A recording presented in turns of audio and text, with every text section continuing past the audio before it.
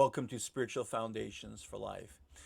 When truth enters our heart, it immediately stimulates an emotional response. Only in our heart do our mind, will, and emotions come together in holistic unity.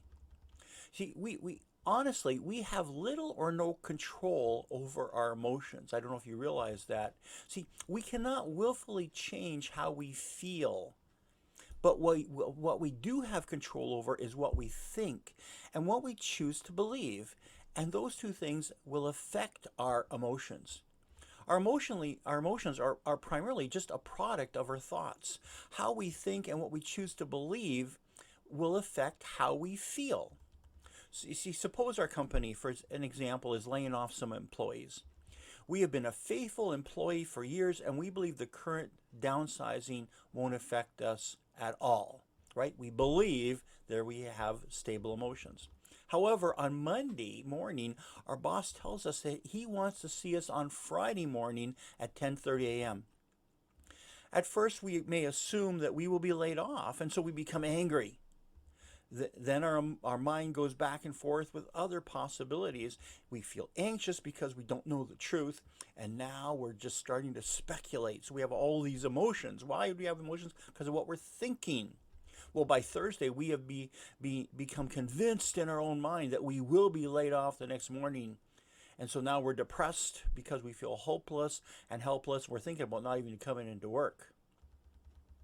In only 4 days, we went from feeling confident and comfortable to having feelings of anger, anxiety, helplessness.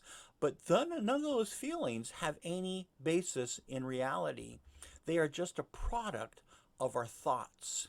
Well, finally, Friday arrives, and as we enter the office, we're greeted with applause by the management team, who informs us that we've just been promoted to vice president. How would we feel now after hearing that truth?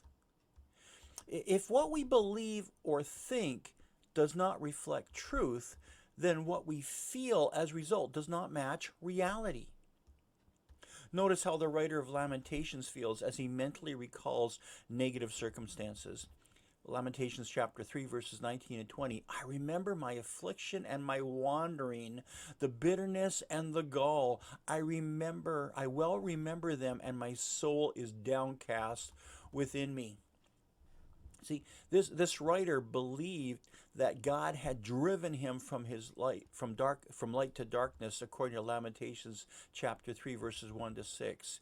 He felt trapped and didn't believe God heard his cry for help, according to Lamentations chapter 3 verses 7 and 8. Not only that, he felt that God had led him astray and pounced on him like a wild beast and pierced his heart with an arrow, according to Lamentations chapter 3 verses 9 to 13.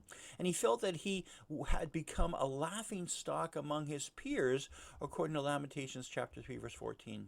See, all these negative circumstances and perceptions left him bitter and without peace, according to Lamentations chapter 3 verses 15 and to 18.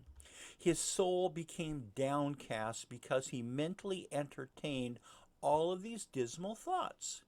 Suddenly his whole countenance changes. You know why it changes?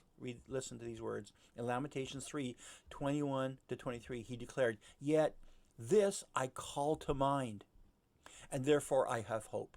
Because of the Lord's great love, we are not consumed, for his compassions never fail. They are new every morning. Great is your faithfulness." There had been no change at all in his external circumstances. But what had changed was his thoughts. He started to recall the truth about God. See, it would have done no good for someone to say that he shouldn't feel that way about God, because he couldn't have changed how he felt, because what he felt was coming out of what he was thinking. Well, what he could do and what he did do was change what he had been thinking. He did that, and when he chose to believe the truth about God, his emotions conformed to the reality. It isn't others or our environment that determines how we feel. We are emotionally impacted by how we mentally evaluate our circumstances of life and by what we've chosen to think and believe. Our key point today is that if what we believe does not reflect truth, then what we feel does not match reality. Our key verse is Proverbs 23, verse 7. For as he thinks in his heart, so is he. See you tomorrow for another episode of Spiritual Foundations for Life.